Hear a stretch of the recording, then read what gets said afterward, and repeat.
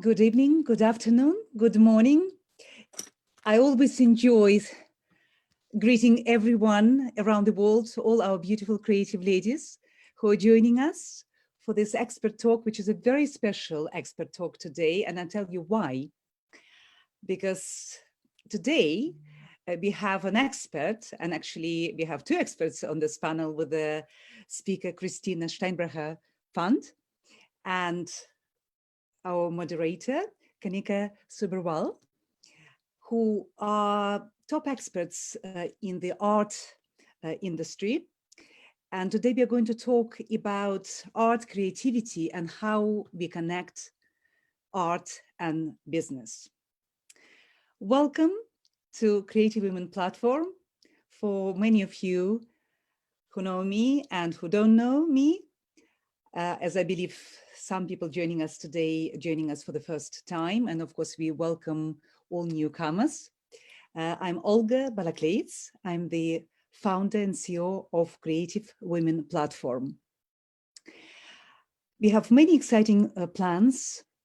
We have many exciting online and live events planned for the next year. We would like you to keep closely in touch with us to learn about how creativity could be the driving force of your life and who could bring success in your business life and in your private life. So it is my pleasure now to also pass the word to my dear partner and Executive Director of Creative Women Platform, Viola Edwards, also to greet you before I will make a proper introduction of our speaker. Viola. Yes, thank you very much, Olga. Such a joy and pleasure to be with you in December 2021 in all this creativity that we spread around the world, and every day more and more in our life we understand why creativity is so important and why this platform it's so important to join. So I joined years ago, and it has been all benefit for me and for people that work with me. For today, I will be presenting to you our dear Kaneka Subberwal, that I had the pleasure to meet recently in Bahrain. Personally, having a breakfast together was such a joy. Driven by her passion for contemporary art as a consultant, collector, and curator, Kaneka founded Art Select in 2008. With her decades of worldwide experience, curating over 60 art exhibitions across 4 continents, and her network of global contacts in the art world, she created and established the Kingdom's first international art fair, Art Bahrain Across Borders, Art BAB, to make Bahrain a focal point for art in the region. Since its inauguration in 2015, Art BAB had grown exponentially and has been a commercial success with over 2.7 million of art sales in Bahrain over the past 4 years, as well as establishing forward-thinking platform promoting the growth art in Bahrain. Kaneka has also pioneered many initiatives and collaboration in different countries, such as the International Artist Program and recent Residency Unlimited, dedicated to building bridges between the wealth of local artists, talent in Bahrain, and the rest of the world. It's quite long, but we're gonna summarize it in this way. Through Kaneka's strategic vision and direction for Art Select, Bahrain artists are now firmly positioned and connected to galleries, collectors, and art enthusiasts across the globe, and have exhibited in some of the most well-respected and prestigious art destinations, from the Grand Palais in Paris to the Museum of Contemporary Art in Singapore. Her influence, vision, and leadership had seen Art Select naturally expand into offering services in design, marketing, and communication, an event across multiple sectors. Welcome, Kaneka, and we're so happy that you are with us today. Now that during this pandemic, you have launched Indigo Advisory, an arm to share your experience and consult the businesses of art along launching a channel designed by Art Selected, with which work with artisans across border to create bespoke products inspired by the Gulf. Welcome. Thank you very much, Viola, for introducing our moderator, who will be later questioning our main speaker, who is Christina Schteinbrecher Pfandt, a very special lady indeed, who I've known for many, many years. And I've been more and more impressed by Christina's achievements over the years, and especially with her very latest achievement. And now it's my pleasure to read out some parts of her very long and impressive biography. You see, we have two distinguished experts from the art industry, Kaneka and Christina, and of course, we could read their biographies for forever. So Christina, welcome. And Christina Schteinbrecher, she's the co-founder and CEO of Blockchain Art.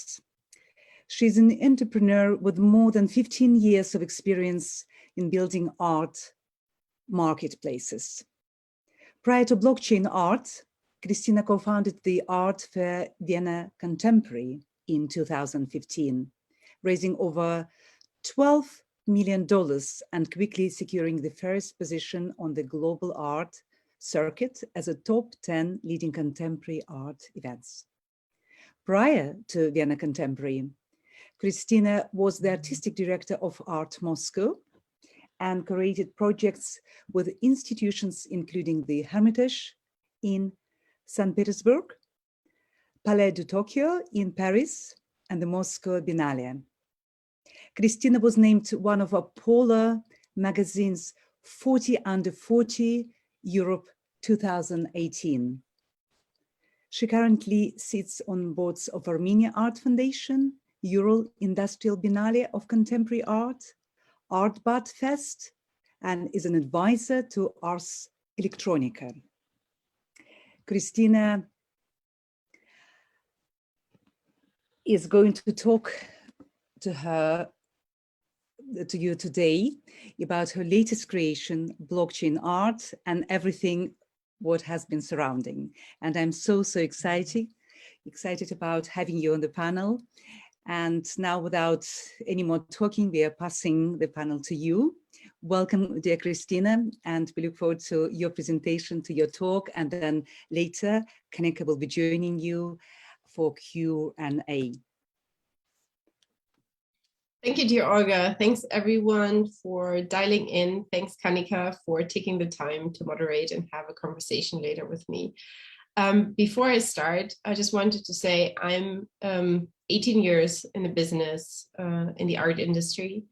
And the further I get along, and I've been working out of many different continents, many different countries, a format like Creative Woman is essential. It's really essential to bring women together, to inform them, to inform each other in a really pleasant dialogue where all questions can be asked and where fear about new innovations can be taken away.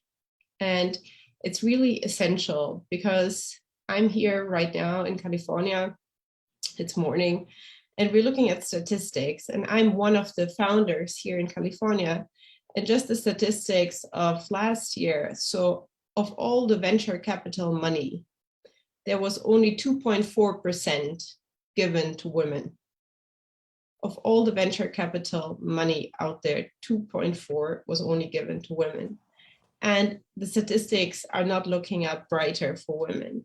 What I mean is really essential to have that ongoing dialogue about business in all the fields for women and among women. So on that note, I want to start to share my experience in the NFT world. So as I said, I'm an experienced and seasoned entrepreneur in the art industry. And I started coming to California, to San Francisco in 2016, just on a regular note. And I started to join all different seminars, and what you did was basically to join a meet and just get yourself informed about what's the newest in technology. And it was blockchain at the time. In 2016 to 17, blockchain was the big word. There was no NFT conversation yet. And this is what I joined. And quickly I figured out, well, there's something there for the art world. And do we see the presentation already? Do we see the presentation? Yeah, here we go. So, and now, and I've been working and consulting since about 2018 on NFTs. I've been talking to institutions, to the art world about NFTs since 2018. And now all of a sudden in 2021, this word NFT just absolutely exploded on top of everyone's head.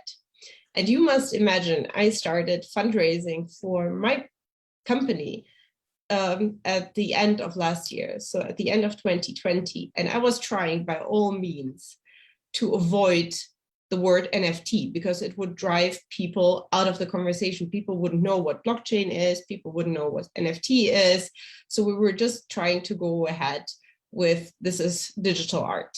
And now we have 2021, and as by the different scales and nominations about what was the most powerful and impactful term or innovation of 2021, you see now NFTs are ranking first and among the first 10.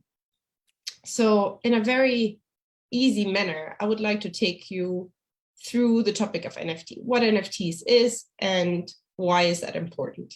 So next slide, please. So an NFT is a record on the blockchain, and it represents a piece of digital media. It can be text, video, or bits of code. It's bought or sold online, frequently with cryptocurrency. And already in 2012 to 2013, the idea of an NFT emerged, but it wasn't really picked up. Only later, from the year 2018, the term NFT and the product was picked up.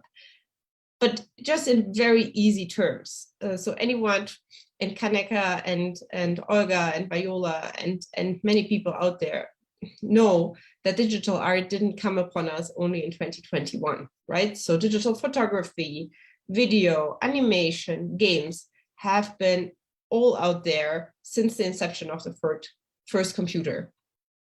So there were digital files, but as we know, digital files can be copied without anyone noticing it, right? You can have, you get a digital file, you do copy paste, and there you have a second file of it. And so the trust of collectors and the idea of collecting digital work wasn't really there because you could just endlessly copy it. Unless you have a physical work in comparison, where you would be fairly sure that if you have a work of art, a painting, a drawing, and it sits in your living room, that this is the only one out there. And then you have a paper document that would say, this is the artist, this is when it was drawn or made, and this is who you bought it from, right? This was the certificate. So you have the physical work and you have the certificate. In digital, for the last 40 years, you were like, I have this beautiful video, but it can be copied, and maybe the artist will sell it to me as a unique piece, but maybe the artist will go ahead and sell it again in his studio. So how do I really understand that it's really the one copy that is being sold? So now, just conceptually, think about an NFT and the blockchain as a digital file that has a certificate, a digital certificate that cannot be forged, that sits on the blockchain, right? So ultimately, it's not much different than a physical work. Because if you are engaging in purchasing art, you also want a certificate, right? So whatever you buy, a physical work of art, you also want a certificate that says who's the artist, when it was made, with a signature from the one who you purchased it from. This is the same for digital. But this digital certificate will tell you, this is the artist, this is the year it was made, and this is the number of copies around. So you would ultimately know that you are the rightful owner, and this is the number of editions that is out there, or it's a unique piece. So if you would say, Kaneka, I'm just going to roll with you as the expert there, you own a piece of a video, of a beautiful video. Let's go with Marina Abramovic. She was recently in London, did this beautiful show in the church, and you buy a video of her, and you know it's ultimately, it's only one edition, and you have the digital certificate, and all of a Okay, next slide, please.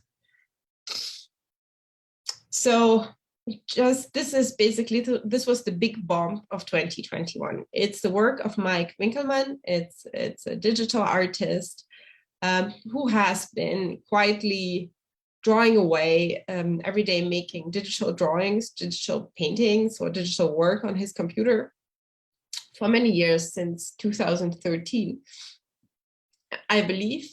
But he didn't sell. It's not that he didn't have museum shows. He wasn't picked up by a gallery. He was just accumulating a following, a community around his work online on Instagram. And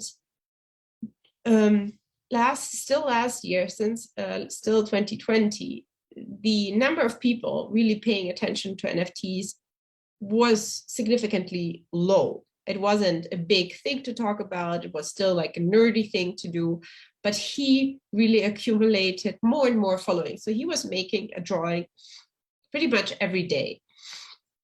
And he picked up on audience, and then basically Christie's decided to do an auction with him, and he really sold this accumulation. Is actually the first 5,000 days. There's a zero missing, I apologize. And they sold these accumulation of images for $69 million US.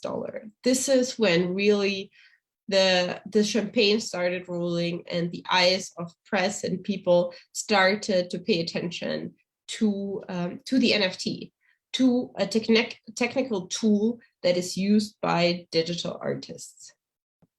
And this is when press picked up. So just in numbers, just really in statistics, sale of NFT artworks to reach 3.3 billion USD by the end of 2021.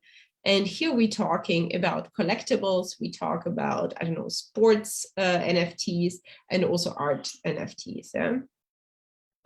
So the challenges, yeah, you probably also have heard about the challenges with regards to NFTs. Is right now the most frequently used modus operandi is to buy and sell in cryptocurrency. And that works well for everyone who is familiar with cryptocurrency or who's comfortable in cryptocurrency, but as still the majority of the world does not deal in cryptocurrency, and quite frankly, will have trouble once to convert into, I don't know, British pound, USD, euros. Thank you very much, Christina. Well, what an introduction to the subject. Thank you very much. Very exciting for someone who didn't know much about it. Obviously, this is just an introduction, but very, very exciting, and obviously something which will be needed to be discovered by more and more people dealing with and interested in contemporary art. So now we are going to pass the microphone to Kaneka to reflect on your presentation, Christina, and possibly to ask some questions. Thank you very much again. Okay, like I said, at the beginning of the pandemic, I set up an advisory, and usually I feel that when things happen in your life, they're a calling, because you've saturated a point in your life and it's time to move on to the next. So perhaps COVID was the reason that happened. And the focal point of the advisory, what I realized was that while I was imparting experience to people, I was gaining from them. And Christina, I have to tell you, that you opened a chapter for me, which I think each one of us has our own pluses and minuses. I have mine where numbers and anything to do with technology, I believe that my greatest achievement is that I can send an email, and I don't go beyond that, right? So yes, being in the arts, like I told you, in 2019, we did do a whole talks program, and because I saw the change happening. I knew there was a tomorrow. However, it was not something I connected with. And of course, once Olga invited me to this wonderful panel, I had to do something. I had to learn and I had to read. So you actually, I had a few questions. I usually don't write them down, but I did. But your presentation was in-depth enough to take me through. And if you can see, what I was doing here is scribbling and making my notes, because one of the, I think in my answers, there will be questions. One of the serious problems, not problems, one of the hurdles or one of the drawbacks of art investment for people who actually invest in art is security, stock. Where is it lying? Physical possession of the stock. Now, in my years of experience, and I've been doing this now for 18 plus years, there are collectors who like to own possessions of their art, correct? But yet there are collectors who, due to whatever restrictions, do not want the possession. So then it becomes the responsibility of the entrepreneur who's doing the art portfolio to then store the art, secure it. Now, what I understand is that the NFT eliminates that process because it's a digital file, it belongs, it exists, right? So that is a part of the puzzle which I think is a huge plus. My question here is, earlier it was, and I can show you this later, asking what is an NFT and how does it work? And my question is this: we're talking about digital artists who are today. What does NFT also work in archiving artists? If I want to own a collection of, hypothetically, say I'm acquiring a collection of a Monet, or how does that work? Well, let's start with today. So it depends what you make of it, right? So yes. I say the spectrum will go both ways. It will go with artists that are native to digital art, that are doing just purely digital art, and right, that you can enjoy on your own screen, on your phone screen, and then you can also install in your home, right? You can do something completely digital, right, also do an installation in your home. This is one.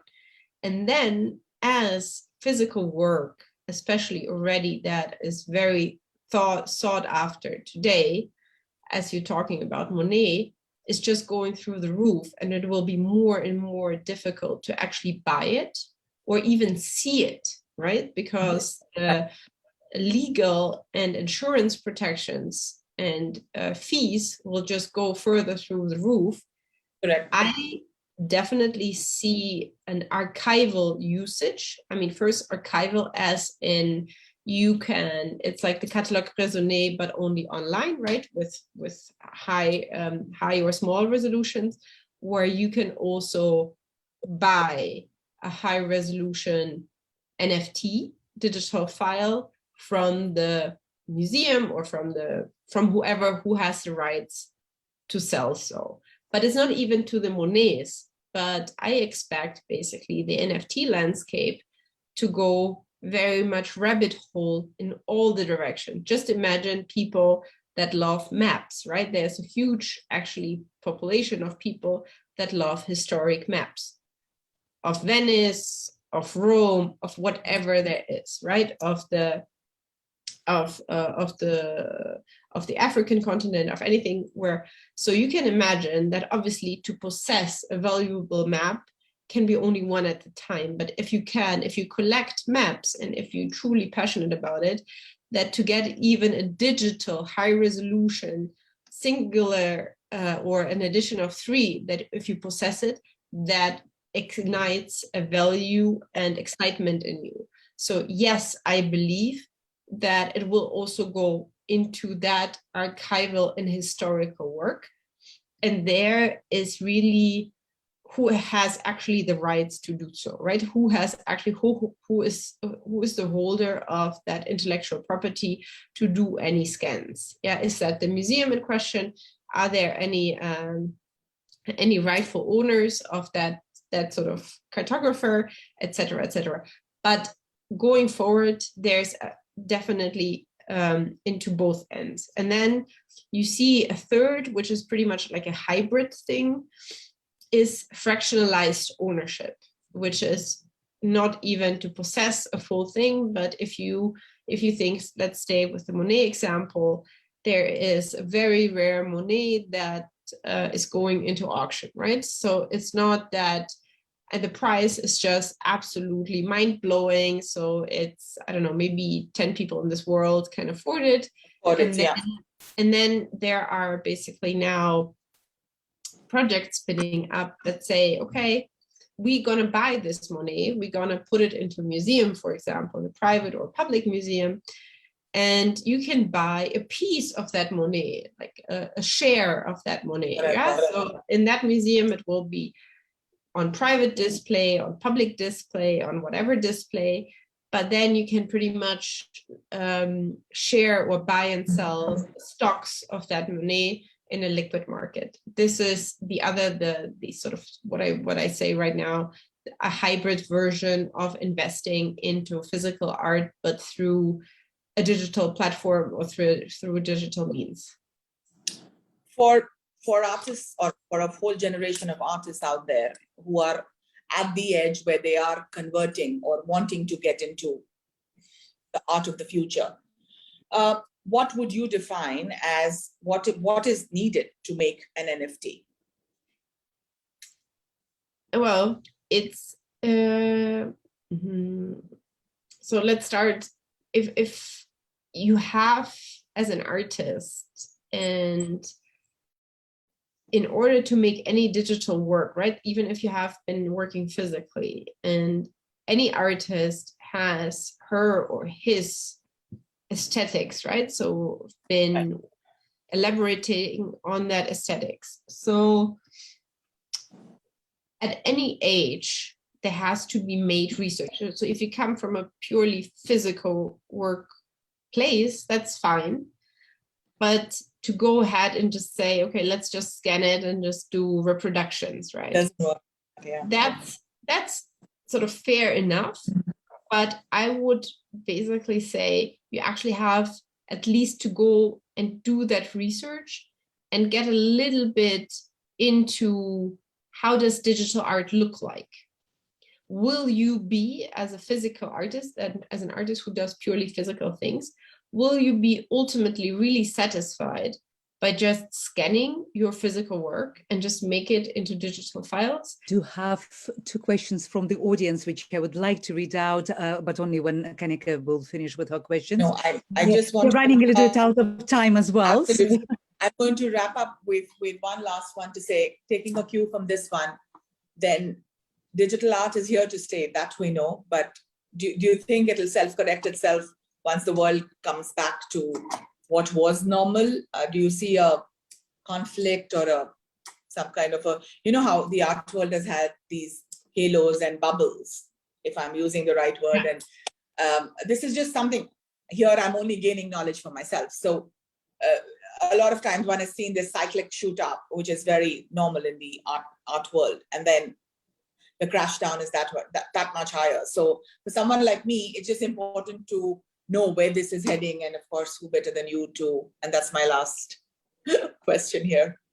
So I think it's, so the digital will not go away anywhere, right? That's because all of a sudden, we are absolutely, truly global. Yeah. And for example, if you see, and I've been showing you sort of the record prices in many ways, but record prices, they can bust, they can bubble. But what is actually staying is that there are new artists in new markets, right? That there is a South American marketplace where artists sell for like $15, $20 their work.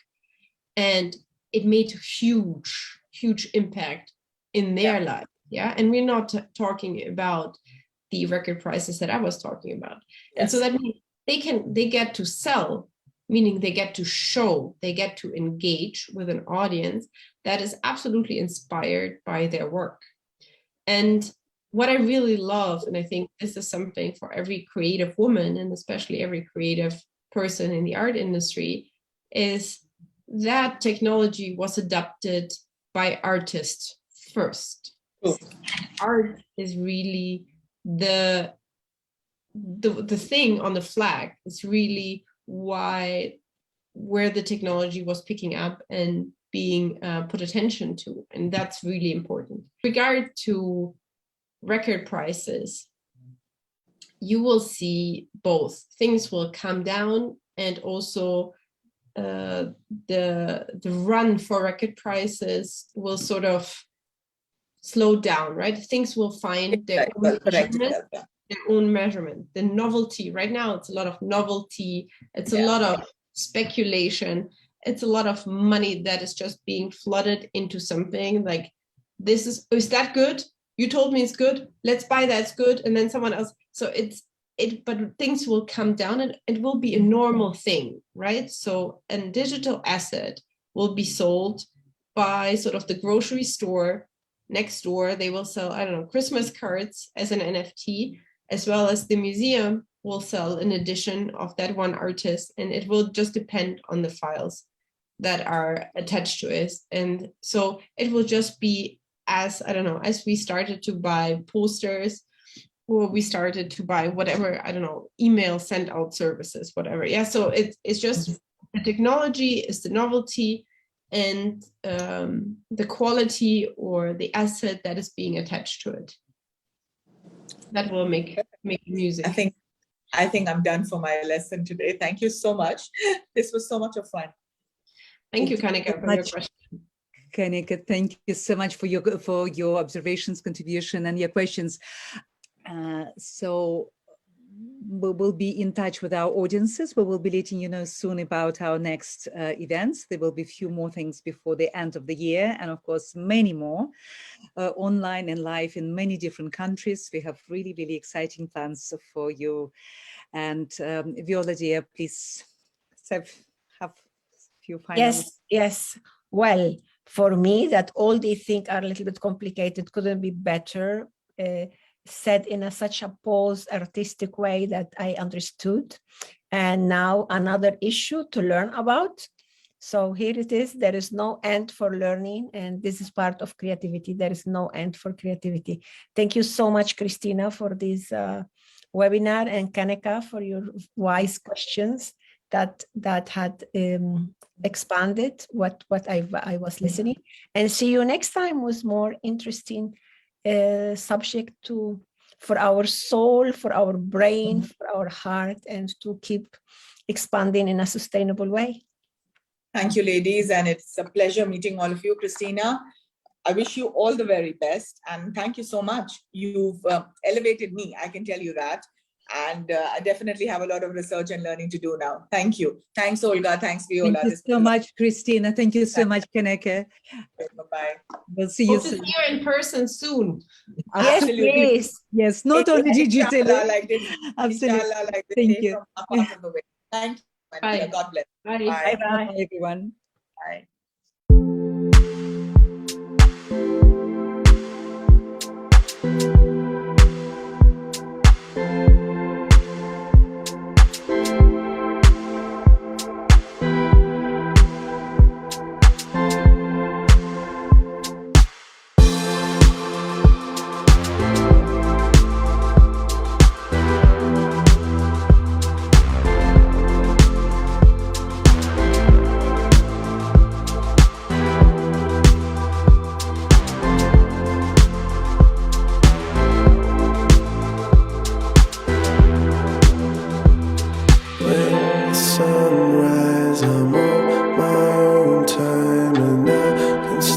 Something new. When the sunrise, I'm on my own time, and I can be good to you.